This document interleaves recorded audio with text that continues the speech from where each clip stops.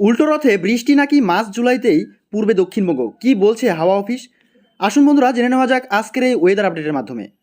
রথের দিন দফায় দফায় বৃষ্টিতে ভিজেছিল কলকাতা সহ গোটা দক্ষিণবঙ্গ। উল্টো রথেও কি ভিজবে বাংলা? সেই প্রশ্নই ঘুরপাক খাচ্ছে চতুর্দিকে।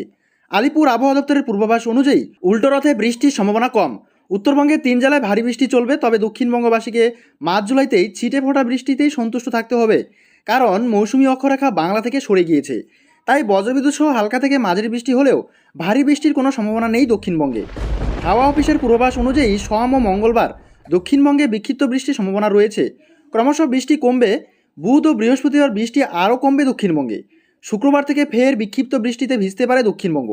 আপাতত ভারী বৃষ্টির কোনো সম্ভাবনা নেই দক্ষিণবঙ্গের জেলাগুলিতে। কলকাতায় বজায় থাকবে আর্দ্রতাজনিত অস্বস্তি। আগামী 7 থেকে 10 দিন শহরে ভারী বৃষ্টির সম্ভাবনা নেই।